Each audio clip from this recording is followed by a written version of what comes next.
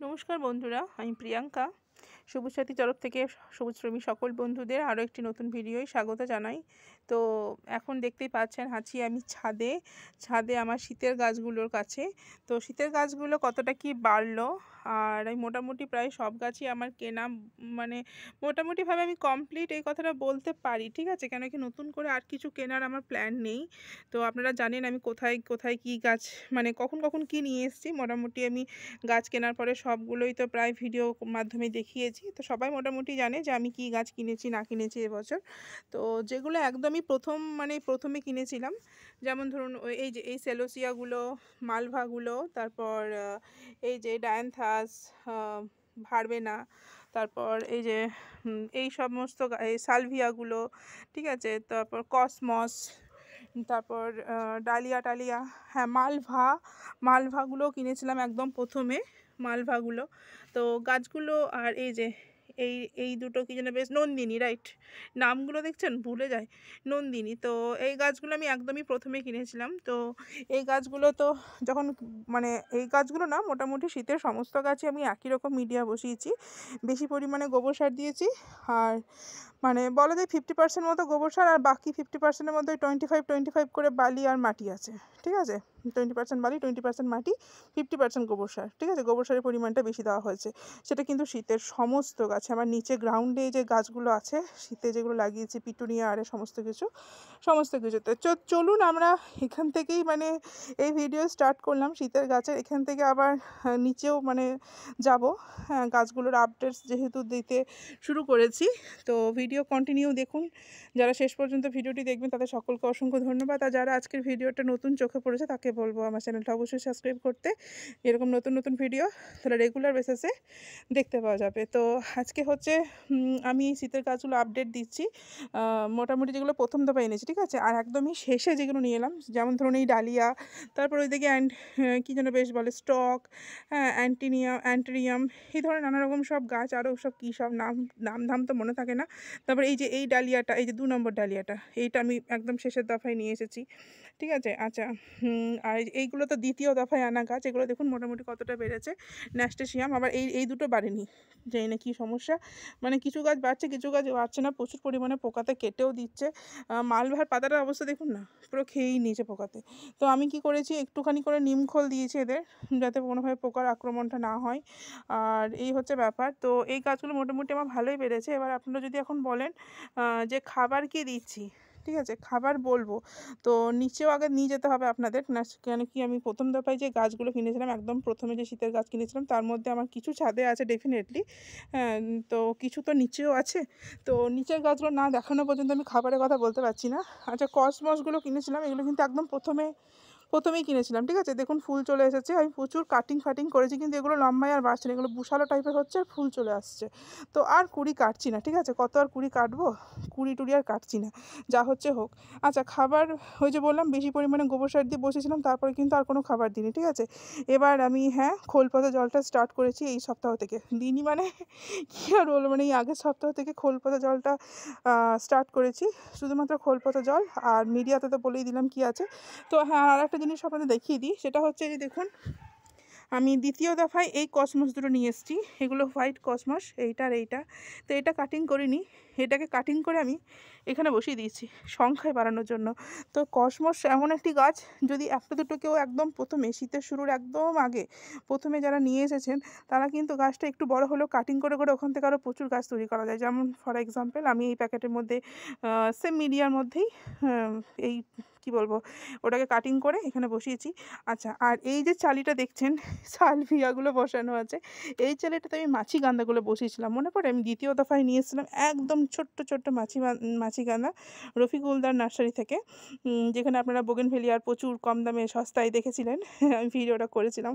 তো তখন মাছি গাঁদাগুলো নিয়ে এসেছিলাম, তো একটা বাঁচাতে পারিনি, সিরিয়াসলি একটা বাঁচাতে পারিনি। আমি টোটাল 4-5টা মাছি গাঁদা নিয়ে এসেছিলাম, যে এই চালিটার মধ্যে বসাবো, তাহলে পুরো মানে একদম বুশি হয়ে থাকবে, ঝাড় হয়ে থাকবে, পর্যাপ্ত পরিমাণে খাবার দেবো। তো সেই প্ল্যান আমার পুরো বানচাল হয়ে গেছে। হ্যাঁ, একটা বাঁচাতে পারিনি। তো তাই আমি কি করলাম, সেলোসিয়া, এই যে ওই যে 3টে কালার দেখছেন, হলুদ, অরেঞ্জ আর লাল এই 3টে কালারের সেলোসিয়া আমি এখানে মিক্স করে বসিয়ে দিয়েছি কাটিং করে করে। তবে আশা করছি লেগে যাবে, কেন কি আশা রাখছি যে লেগে যাবে, ঠিক আছে। আর এখানে এই অরেঞ্জ কসমসটাও, এই যে অরেঞ্জ কসমসটা ওটারও কাটিং আমি একটা এখানে বসিয়ে দিয়েছি। হ্যাঁ, তো এইভাবেই আর কি যেগুলো মোটামুটি কাটিং করে হয় সেগুলো কি বলবো, মানে সংখ্যায় বাড়ানো হচ্ছে আর কি, আর কিছু না, নতুন করে কিছু আনছি না। তো এই হচ্ছে ব্যাপার। তো শীতের কাছে খাবারও যে বললাম, এখন ওই বালি মাটি গোবর সারে বসানোর পরে শুধুমাত্র খোল পচা জল দিয়েছি। আর হ্যাঁ, পেস্টিসাইড আমি কনফিডার আর কাকা এই দুটোকে অল্টারনেট করে ব্যবহার করছি। আজকে কিন্তু দেশি গাছের দিকে যাচ্ছি না, ঠিক আছে। আজকে শীতে যে সমস্ত গাছগুলো আমি নার্সারি থেকে একদম প্রথম থেকে শেষ পর্যন্ত কিনে নিয়ে এলাম, 3টে ভিডিও আমার চ্যানেলে আছে, 3 দফায় গাছ নিয়ে এসেছি। তো শুধুমাত্র সেগুলোকে নিয়েই আজকে আলোচনা, সেগুলোরই আপডেট। কী খাবার দিচ্ছি না দিচ্ছি, ওষুধের কথাটা তো বলেই দিলাম, কনফিডার আর কাকা এই দুটোকে অল্টারনেট করে দিচ্ছি। তাও জানি না মালভার পাতাগুলো ওরা কেন এত খেয়ে যাচ্ছে, বিশাল ভালো লাগছে বোধহয়। একটা মালভা গাছ আমার ভীষণ হৃষ্টপুষ্টভাবে তৈরি হয়েছে, দেখুন এই মালভাটা ভীষণ হৃষ্টপুষ্টভাবে তৈরি হয়েছে, আর একটাকে পুরো খেয়ে খেয়ে এখানটা খেয়ে কী অবস্থা করেছে, মানে কী আর বলবো। তো চলুন, ক্যামেরাটা অফ করবো না, ঠিক আছে, লুকানোর কোনো ব্যাপার নেই, ক্যামেরাটা অফ করবো না, ক্যামেরা অন থাকুক, ক্যামেরা অন থাকতে থাকতেই চলুন আমরা যাই নিচে। ওপরের গাছগুলোর অবস্থা তো আপনারা সবাই দেখেইছেন। তো ওপরের গাছগুলো যা খাবার দেবো, মানে যা খাবার দিচ্ছি আমি শুধুমাত্র খোল পচাই দিয়েছি, নিচের খাবারগুলো গাছগুলোতেও কিন্তু আমি একদমই সেম খাবার দিচ্ছি, খাবারের কোনো মানে বিভেদ নেই, ওপরে যা নিচেও তা। আর প্রথম দফা দ্বিতীয় দফা তৃতীয় দফায় যা গাছ দিই, মানে যাই আমি গাছ এনেছি সেগুলো অল্টারনেট করে বসিয়েছি, কিছুটা ওপরে কিছুটা নিচে এরকমভাবে। তো কথা বলতে বলতে বকবক করতে করতে তো নিচে চলেই এলাম, নিচে তো হ্যাঁ চলে এসেছি। আচ্ছা, আসার পরে এই যে দেখুন, এগুলো কিন্তু আমার ছিল, ঠিক আছে, এগুলো আমার প্রতি বছর আমি তুলে রাখি, সেটা হচ্ছে বাল্বগুলো তুলে রাখি, দিয়ে বাল্বগুলো খুঁড়ে দেখুন, বুঝতে পারছেন কি কালো কালো দেখাচ্ছে, গোবর সার, শুধুমাত্র গোবর সার, মাটিটাকে খুঁড়ে শুধুমাত্র গোবর সারের ওপরে বসিয়েছি, ঠিক আছে। তো বাল্বগুলো আমার মোটামুটি বেশ কিছু বাল্ব আমি সংগ্রহ করে রাখি, তবে এবছর আরও 2-3টে বাল্ব কিনেছে আমার কর্তা, সেগুলো নতুন নতুন জাস্ট বেরোচ্ছে, এখনও বেরোয়নি। এটা যেমন বেরিয়েছে, আরও 2-3টে বেরোতে বাকি আছে, মানে অন্যান্য কালার দেখে দেখে কিনছে, ঠিক আছে।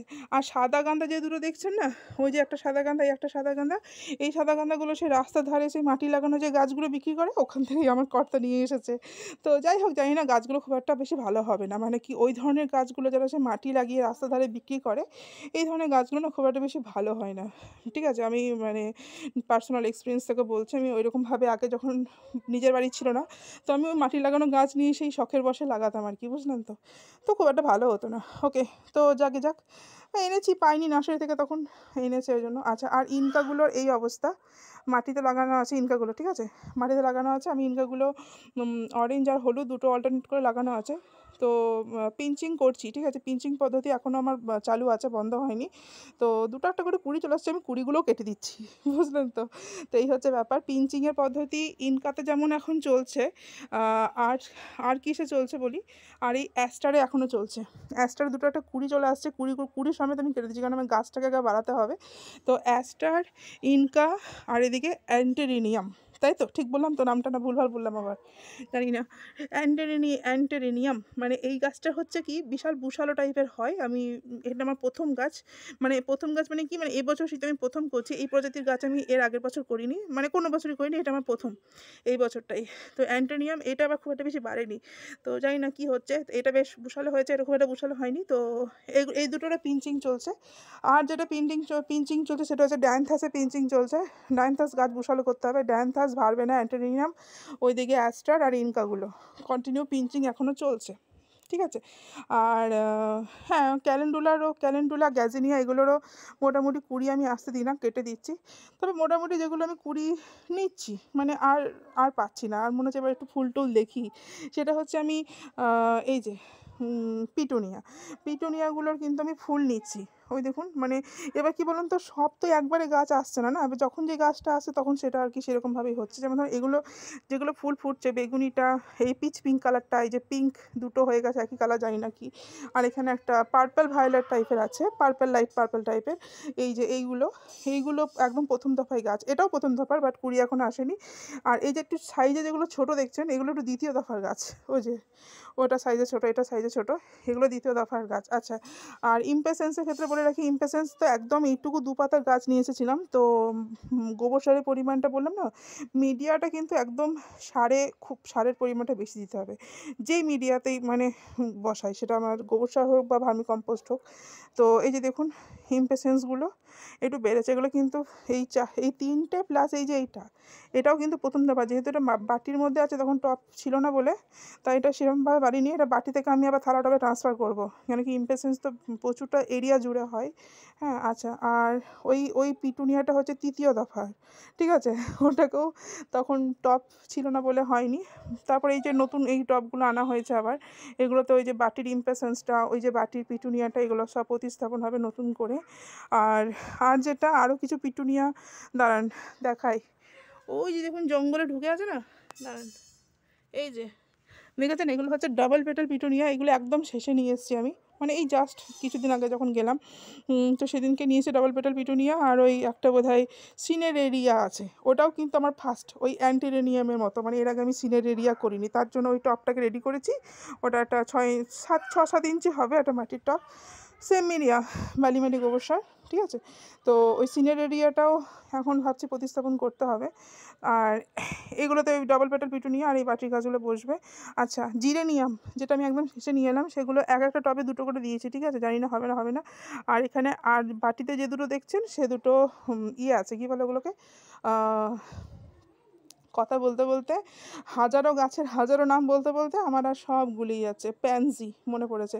প্যানজি দেখুন একদম প্রথম দফায় যে 3টে নিয়েছিলাম, সেই 3টে ওই বাটি টব, সরি থালা টবের থেকে একটু ছোটো সাইজ, বাটি টবই বলে, ওইগুলোতে বসিয়ে দিয়েছি। ওগুলো সাইজ একটু বেড়েছে। আর এগুলোতে একবারে ছোটো, মানে ছোটো আছে, এগুলোকে ভাবছি ওরকম সাইজের টবেই দিয়ে দেবো, একটু বাড়ুক তারপর। প্যানজি, ওকে। তো এই হচ্ছে আমার শীতের গাছের স্যাপার। দেখছেন, আমি বলেছিলাম না যে আমার গ্রাউন্ডটা একদম শীতের সময় পুরো একদম ভরপুর রাউন্ড শেপে ভরে যাবে, তো ভরে গেছে। তখন সব ফুলগুলো একসঙ্গে ফুটবে না, তখন তখন মানে আপনারাই বলবেন কেমন লাগছে। আমি আর কি বলবো বলুন, আমাদের এই পরিশ্রম সার্থকতা পেলো না সেটা আপনারাই কমেন্টে জানাবেন। তো এই হচ্ছে ব্যাপার, শীতের গাছের এতটুকুই আপডেট, মানে কোথায় কি বসালাম না বসালাম, কতটা কি বেড়েছে না বেড়েছে, সেগুলো আপনাদের দেখানো ছিল। আচ্ছা, খাবারটা বলি। খাবার হচ্ছে শুধুমাত্র খোল পচা জল, হ্যাঁ একদম ঠিক, খোল পচা জল। আমি কিন্তু এই গ্লাডিওলাস আর মাটির ইনকাগুলোতেও কিন্তু খোল পচা জলই দিচ্ছি, ঠিক আছে? ওগুলো তো এখনও পিঞ্চিং চালু আছে। আচ্ছা, যেগুলো আমি একদম প্রথম দফায় নিয়ে এসেছিলাম, যেমন ধরুন ইনকা, গ্লাডিওলাস, তারপরে এই যে ক্যালেন্ডুলা, গ্যাজেনিয়া, অ্যাস্টার, ওইদিকে অ্যান্টেরিনিয়াম, এই যে প্রথম দফায় যেগুলো, তারপরে এই যে পিটুনিয়াগুলো ফুল ফুটে গেছে, এই যে এমনকি এই ইমপেশেন্সগুলোতেও, এগুলোতে কিন্তু আমি এবার কি করব, আর খোল পচায় থেমে থাকলে হবে না, কেন কি আমাদের গাছ খুব দ্রুত বাড়াতে হবে। এবার কিন্তু এগুলোকে আমি ডিএপি বা 10-26-26 কিন্তু এবার আমি দিতে থাকবো। মাটিটা চারপাশে খুব সামান্য 2-4 দানা করে 10-26-26 দিলেই পরে কিন্তু গাছ একদম ফুলে ফেপে উঠে খুব শীঘ্রই আমাদের মানে শীত কিন্তু প্রায় ঢুকে গেছে, আর সেরকম গরম নেই। তো আমাদের ফুল মানে চাই এবার, তো সেই জন্যই আমি এবার 10-26-26 দিয়ে গাছগুলোকে বাড়াবো। আচ্ছা, ঠিক আছে, একটা যে কথা আপনাদের বলে রাখি, যেটা এই গাছটা যখন প্রথম আমি শীতের গাছ কিনতে গেছিলাম, ওই ক্যালেন্ডুলা, গ্যাজেনিয়া, ওই ইনকাগুলোর সঙ্গে, তখন এই সেলোসিয়াটাও নিয়েছিলাম, দেখেছেন তো ছাদে প্যাকেটে বসানো আছে, 3টে রং, লাল, কমলা আর হলুদ। তো ওই লালের একটা ডাল ভেঙে গেছিলো, দেখেছিলেন? তো সেই ডালটা আমি বসিয়ে দিয়েছিলাম, হয়ে গেছে খুব সুন্দর, গাছটা হয়েছে মানে ভীষণ সুন্দর হয়েছে, ডাল থেকে কাটিং করা গাছ।